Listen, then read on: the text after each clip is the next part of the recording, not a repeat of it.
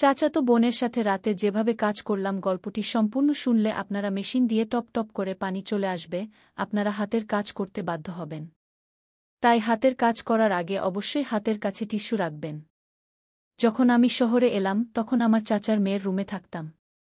সে আমার থেকে ছোট ছিল। প্রতিরাত যখন আমি কাজ থেকে ক্লান্ত হয়ে পড়তাম তখন আমার রুমে গিয়ে ঘুমিয়ে পড়তাম। আমার চাচার মেয়ে আমার পাশেই ঘুমাত। সেই রাতে আমি একটু দেরি করে বাড়ি ফিরলাম এবং এসেই রুমে গিয়ে মাথা রেখে শুয়ে পড়লাম। কিছুক্ষণ পর বোন সেখানে চলে এল। তারপর সে আমার চুলে হাত বুলাল এবং আমার পায়ের কাছে বসে গেল। হঠাৎ সে কিছু করতে শুরু করল যা অনুভব করে আমার ক্লান্তি দূর হতে লাগল। তারপর সে বলল, যতক্ষণ তোমার ক্লান্তি দূর না হবে ততক্ষণ তোমাকে আরাম মিলবে না কি। তারপর বোন সারারাত আমাকে। হ্যালো বন্ধুরা, আজকের এই গল্পে আপনাদের সবাইকে স্বাগতম। আমার নাম শচীন।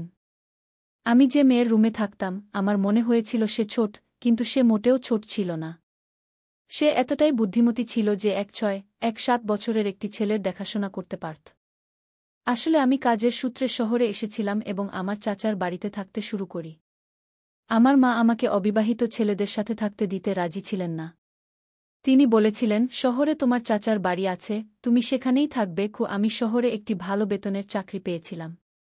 যখন আমি আমার চাচার বাড়িতে পৌঁছলাম তখন তাদের বাড়ি দেখে আমি ভাবনায় পড়ে গেলাম।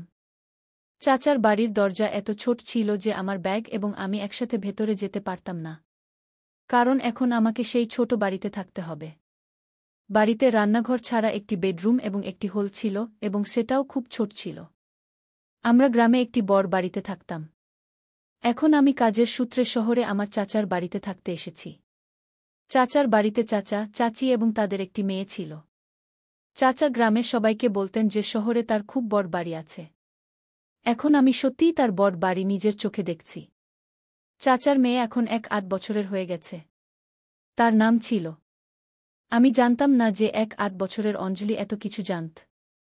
যখন অঞ্জলি আমার জন্য পানির গ্লাস নিয়ে এল তখন আমি তাকে দেখেই থাকলাম, কারণ অঞ্জলিকে আমি যখন 6 বছরের দেখেছিলাম তখন সে এখন 8 বছরের হয়ে গেছে। এখন সে আরও সুন্দর দেখাচ্ছিল। তারপর আমি পানি পান করলাম। এরপর চাচি আমার জন্য নাস্তা বানাতে শুরু করল। চাচাও আমাকে দেখে খুশি হলেন। মা আগেই তাকে বলে দিয়েছিলেন যে শচীন শহরে তোমার বাড়িতে থাকবে। আমি আমার চাচাকে তার বাড়িতে থাকার জন্য প্রতি মাসে 000 টাকা দিতে যাচ্ছিলাম। তাই চাচি এবং চাচার আমার থাকতে কোনো সমস্যা ছিল না। অন্যদিকে যদি আমি তাদের বাড়িতে বিনামূল্যে থাকতাম তাহলে চাচি আমাকে 2 দিনের বেশি থাকতে দিত না। আমার এত ভালো বেতন ছিল, কিন্তু আমার মা বলতেন, অবিবাহিত ছেলেদের সাথে থাকলে তুমি খারাপ হয়ে যাবে কি। তাই মায়ের কথা মেনে আমি আমার চাচার বাড়িতে থাকলাম। যখন অঞ্জলি এবং আমি প্রথম দেখা করলাম তখন অঞ্জলি আমার দিকে তাকিয়েছিল। চাচার বাড়িতে একটি রুম অঞ্জলির ছিল। চাচা এবং চাচি হলামি কথা না বলে চুপচাপ ঘুমিয়ে পড়লাম। তারপর কিছু দিন কেটে যাওয়ার পর পরের মাসের 3 তারিখে আমার বেতন পেয়ে গেলাম। তারপর চাচার বাড়িকে নিজের বাড়ি ভেবে আমি অনেক জিনিস কিনে চাচার বাড়িতে চলে এলাম। অঞ্জলির জন্য একটি নায়ারা স্যুট, চাচার জন্য ফর্মাল ইউনিফর্ম, চাচির জন্য শাড়ি এবং খাবারের জিনিস, আমি সব কিছু নিয়ে এসেছিলাম। চাচি সব দেখে খুব খুশি হলেন। অঞ্জলি এখন আমার সাথে হেসে কথা বলছিল। এমনই এক রাত যখন আমি জল খেতে উঠলাম তখন অঞ্জলিকে আমার পাশে দেখতে পেলাম না। আমি আমার রুমের দরজা খোলা পেয়ে বাইরে গিয়ে দেখলাম রাত 1টার সময় অঞ্জলি হোলের পর্দা সরিয়ে দিয়েছে এবং হোলের দিকে তাকিয়ে আছে। আমি দেখতে গিয়ে তার পিছনে দাঁড়ালাম, সে এত রাতে হোলের দিকে কি দেখছে। আমি তার পিছনে দাঁড়াতেই আমার নজর হোলের দিকে ঘুরে গেল। সামনের দৃশ্য দেখে আমি অঞ্জলিকে এক পাশে টেনে নিয়ে তার হাত ধরে বেডরুমে নিয়ে গেলাম। আমি অঞ্জলিকে বললাম, অঞ্জলি তুমি কি করছিলে? ওরা তোমার নিজের বাবা মা। রাতে মা বাবার প্রাইভেট সময়ে উকি দেওয়া ঠিক নয়। অঞ্জলিকে এভাবে চাচাচাচির দিকে তাকাতে দেখে আমি একটু রেগে গেলাম। তখন সে আমার কাছে ক্ষমা চেয়ে বলল, দাদা, এ সম্পর্কে কাউকে বলো না। আমি আজকের পর আর এমন কিছু করব না। অঞ্জলি যা করছিল তাতে তার তেমন কোনো ভুলও ছিল না। চাচার এখন একটি বড় বাড়ি কিনে নেওয়া উচিত ছিল, কারণ তাদের মেয়ে এখন বড় হয়ে উঠছিল। তাই তাদের এটা বুঝতে হবে। পরের দিন আমি চাচাকে বললাম, চাচা, এখন আপনার একটি বড় বাড়ি কিনে নেওয়া উচিত। আমাদের মায়েরা এখন বড় হয়ে উঠছে, তারও নিজের আলাদা রুম দরকার, আর আপনারও আলাদা রুম দরকার। চাচা বললেন, বাড়িতে আমরা 3 জন মানুষ, 3 জনের জন্য এত বড় বাড়ির কি দরকার? এখন তুমি বাড়িতে চতুর্থ ব্যক্তি, তবুও আমাদের থাকতে কোনো সমস্যা হচ্ছে না। তাহলে বড় বাড়ি কেন চাই? উত্তর শুনে আমার মুখ খারাপ হয়ে গেল। চাচার সাথে কথা বলার সময় আমার ফোন বেজে উঠল। ফোনে আমার মায়ের কল ছিল, তাই আমি ফোন রিসিভ করলাম। মা আমাকে বললেন, আমি তোমাকে একটি মেয়ের ছবি পাঠিয়েছি, বলো কেমন লাগছে। আমি বললাম, মা, মেয়েটির ছবি আমার খুব ভালো লেগেছে। কি এ কথা শুনে, যেহেতু মেয়েটি আমার মায়ের পছন্দের, তাই মা তাড়াতাড়ি পরের 2 দিনের মধ্যে বিয়ে করার সিদ্ধান্ত নিলেন। বিয়ের পর কিছু দিনের ছুটির পর আমি কাজের জন্য শহরে আসতে লাগলাম। তখন মা বললেন, তোমার স্ত্রীকে কিছু দিনের জন্য নিজের সাথে নিয়ে যাও। তারপর আমি তারাকে আমার সাথে শহরে নিয়ে এলাম। আগে আমি শহরে চাচার বাড়িতে থাকতাম, তাই আমি চাচার বাড়িতে চলে এলাম। যখন আমি আমার স্ত্রীকে নিয়ে চাচার বাড়িতে এলাম, তখন অঞ্জলির রুম পুরোপুরি আমার হয়ে গেল। সে রাতে তার বাবা মায়ের সাথে হলে ঘুমাত। তারাকে শহরে আনার 3 দিন পর, হঠাৎ এক রাতে যখন আমি আমার স্ত্রীর কোলে ঘুমাচ্ছিলাম, তখন আমি অঞ্জলিকে আমাদের পাশের রুম থেকে উকি দিতে দেখলাম। তাকে দেখে আমি তাড়াতাড়ি তারাকে ছেড়ে বিছানা থেকে উঠে বসলাম। আমাকে উঠতে দেখে অঞ্জলি তাড়াতাড়ি দরজা থেকে সরে গেল। তারপর আমি ভাবতে লাগলাম, যদি তারাকে এই শহরের পরিবেশ পছন্দ হয়, তাহলে আমি পরের মাসেই আমাদের জন্য আলাদা রুম খুঁজে নেব। কিন্তু 5ম দিনেই তারা শহরটাকে না বলতে শুরু করল। সে বলল, আমি এখানে বেশি দিন থাকতে পারব না। আমার গ্রামে থাকার অভ্যাস, এখানকার জলও আমার পছন্দ নয়, বাতাসও নয়। তারপর হঠাৎ তারার স্বাস্থ্য খারাপ হয়ে গেল। এত দিন থাকার পরও আমার কোনো সমস্যা হয়নি, কিন্তু তারার ব্যথা শুরু হল। তাই সে গ্রামে যাওয়ার জিদ করতে লাগল। তার স্বাস্থ্য খারাপ হতে থাকায় আমি তাকে গ্রামে পাঠিয়ে দিলাম। তারপর আমি চাচার বাড়িতে একা থাকতে লাগলাম। আমি তারার সাথে ততটা খুশি ছিলাম না, যতটা হওয়া উচিত ছিল। কারণ আমি যে ছবি দেখেছিলাম তা খুব চমকদার ছিল, আর সে বিয়েতেও চমকাচ্ছিল। কিন্তু বিয়ের পর যখন সে মেকআপ তুলে ফেল, তখন তাকে দেখে আমি খুব বিব্রত বোধ করলাম। কারণ আকাশের তারার মতো আমার তারা ছিল না, সে একটু শ্যামলা ছিল। আমার গোরা স্ত্রী চাইছিল, কিন্তু এখন আর কি করা, বিয়ে হয়ে গেছে, আর সে পবিত্র। তাই আমি তাকে বিশ্বাস করে তার সাথে জীবন কাটাতে চাইলাম। এখন তারা গ্রামে চলে গেছে, তাই আমার জন্য আরও ভালো ছিল। যদিও এখন আমার বিয়ে হয়ে গেছে, তবুও আমি শহরেই কাজ করব। তাই ভাবলাম চাচার বাড়িতেই থাকা ভালো, কারণ নিজের জন্য এত টাকা খরচ করা আমার পছন্দ নয়। তারার গ্রামে যাওয়ার পর আমি 3 দিনের ছুটি নিলাম, কারণ আমি খুব ক্লান্ত হয়ে পড়েছিলাম এবং বিশ্রাম নিতে চেয়েছিলাম। যেদিন আমার ছুটি, চাচা যেমন প্রতিদিন সকালে কাজে চলে গেলেন, চাচি একটি গৃহশিল্প কোম্পানিতে কাজ করতে যেতেন। তিনিও কাজে চলে গিয়েছিলেন। সেই সময় অঞ্জলি এবং আমি দুজনেই বাড়িতে ছিলাম। নাস্তার পর আমি আমার ল্যাপটপ নিতে বেডরুমে যাচ্ছিলাম। কামরার দরজায় হ্যান্ডেল পর্যন্ত ছিল না, তাই বেডরুমের দরজা সবসময় একটু খোলাই থাকত। আর আজ আমি অঞ্জলিকে খোলা দরজার ফাঁক দিয়ে তার কাপড় বদলাতে দেখলাম। অঞ্জলির গোরা সুন্দর রূপ দেখে আমার চোখে চমক এসে গেল। তারপর ভাবলাম, কোথায় আমার কালো বউ আর কোথায় অঞ্জলি, দুজনের মধ্যে দূর দূর পর্যন্ত কোনো মিল নেই। অঞ্জলি অনেকদিন ধরে আমার আশেপাশে ছিল, কিন্তু আমি তাকে কখনো এভাবে দেখিনি। তার গোরা রং দেখে বললাম, হায় রে আমার কপাল। এখন আমার অঞ্জলিকে এভাবে দেখতে ভালো লাগতে শুরু করেছিল, তাই আমি তাকে দেখতেই থাকলাম। এতে আমার ভেতর একটা সাড়া পড়ে গেল। এখন আমি অঞ্জলিকে আর বেশি সময় ধরে দরজায় দাঁড়িয়ে দেখতে পারছিলাম না, কারণ এটা আমার ভালো লাগছিল না। যখন অঞ্জলি প্রস্তুত হয়ে কামরা থেকে বেরিয়ে এল, আমি তাকে দেখেই থাকলাম। সে অত্যন্ত সুন্দর দেখাচ্ছিল। চাচা চাচি মধ্যবিত্ত ছিলেন, কিন্তু অঞ্জলি একটা হাই ক্লাস মেয়ের মতো থাকত। সে দেখতে খুব সুন্দর ছিল, তাই কোনো কাপড়ই তার উপর ভালো লাগত। সেই রাতে অঞ্জলি আমার কামরায় ঘুমাতে এল। সে বলল, ভাবি গ্রামে চলে গেছেন, এখন আমি আবার আমার রুমে আরামে ঘুমাতে পারব। সে আর হলেও ঘুমাতে চাইছিল না, তাই আমি তাকে আগের মতো আমার পাশে ঘুমাতে দিলাম। রাতে কামরায় অন্ধকার ছিল।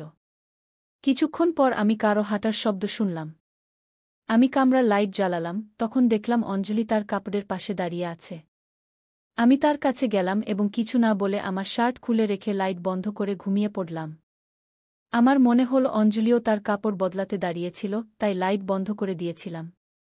কিছুক্ষণ পর আমি আবার লাইট জ্বালালাম, তখন অঞ্জলি ছোট ছোট কাপড়ে ছিল। আমি তাকে এভাবে দেখে লজ্জা পেলাম এবং আবার লাইট বন্ধ করে ঘুমিয়ে পড়লাম।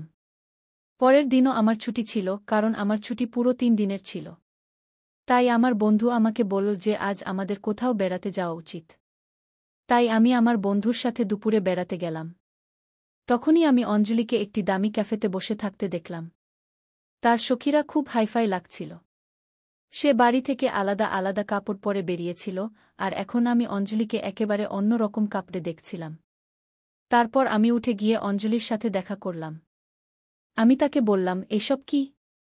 সে আমাকে তার সখীর কাছ থেকে আলাদা নিয়ে গেল এবং বলল, শচীন, আমি আজ রাতে তোমার সব প্রশ্নের উত্তর দেব। এখন তুমি এখান থেকে চলে যাও, প্লিজ। আর হ্যাঁ, তোমার মুখ বন্ধ রাখো যতক্ষণ না আমি তোমার প্রশ্নের উত্তর দিই। তারপর রাতে যখন চাচা চাচি ঘুমাতে চলে গেলেন, তখন আমি অঞ্জলিকে জিজ্ঞাসা করতে শুরু করলাম, অঞ্জলি, আমি দুপুরে যা দেখলাম তার মানে কি? তখন সে বলল, এসব হাই ক্লাস লাইফ ছিল, কারণ আমি এভাবে থাকতে পারি না। অঞ্জলি 8 বছরের মেয়ে ছিল, কিন্তু আমি তার ব্যবহার ও কথায় বড় পার্থক্য দেখলাম। আমার সাথে কথা বলতে বলতে সে আমার কাছে চলে এল।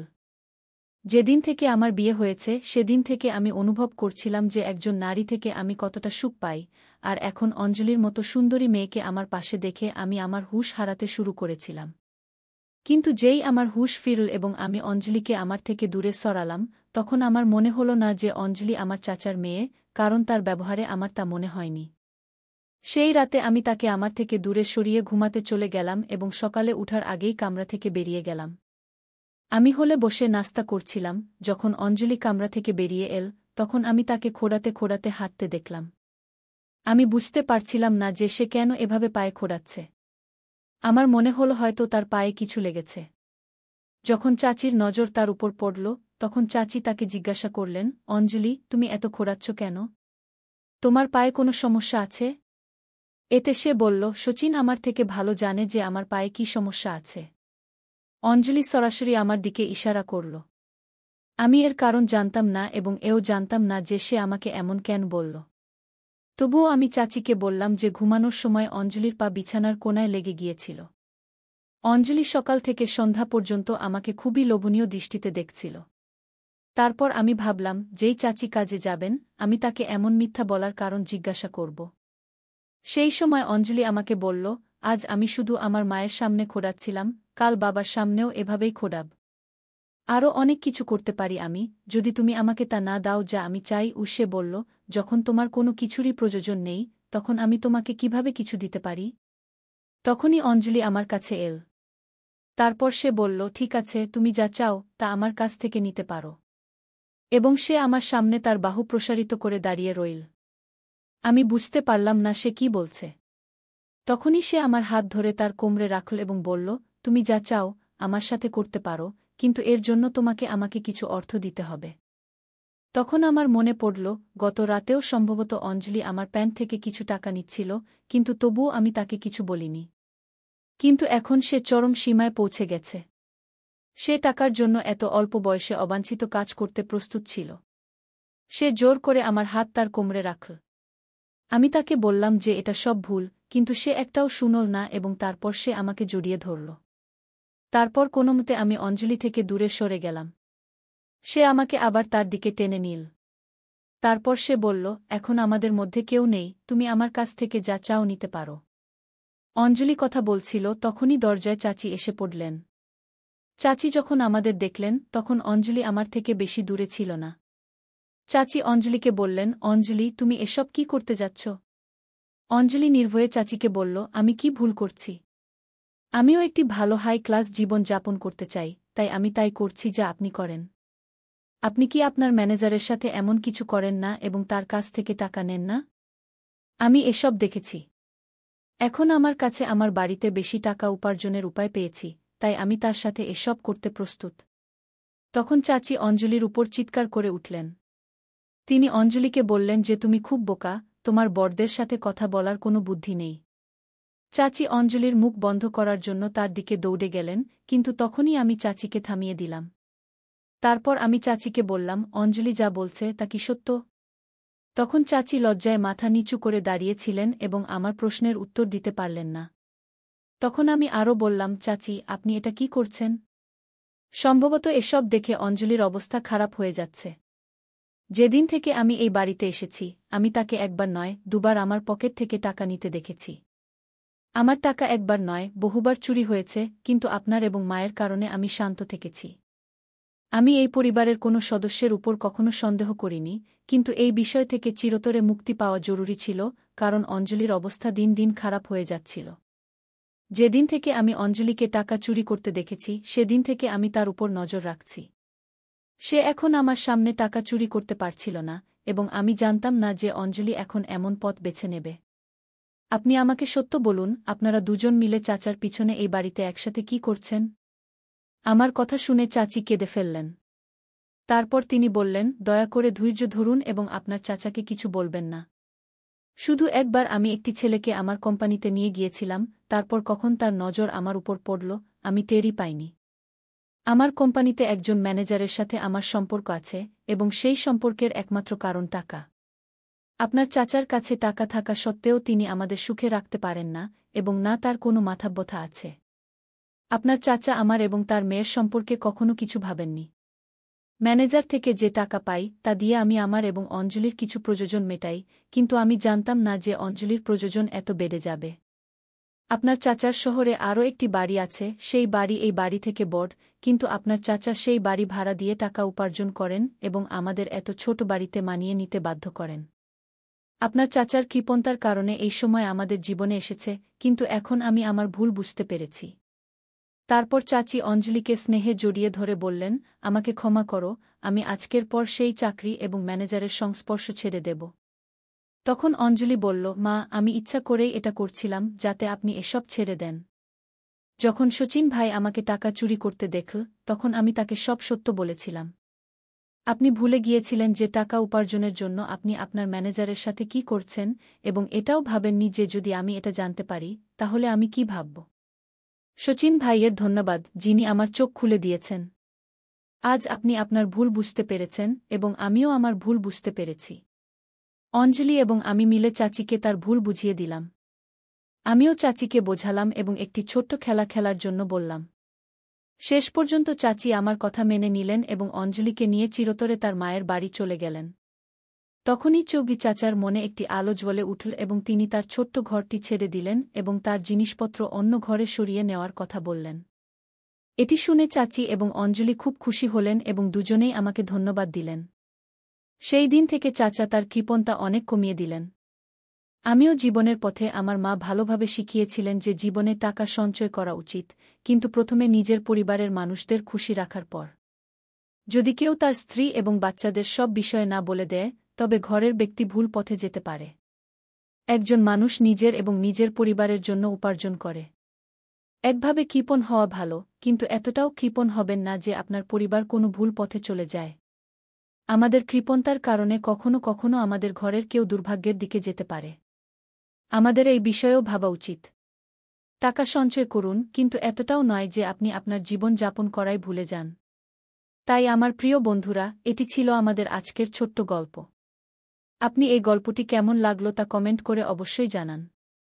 যদি আপনি এই গল্পটি পছন্দ করেন তবে এটি লাইক করুন এবং আপনার বন্ধুদের সাথে শেয়ার করুন।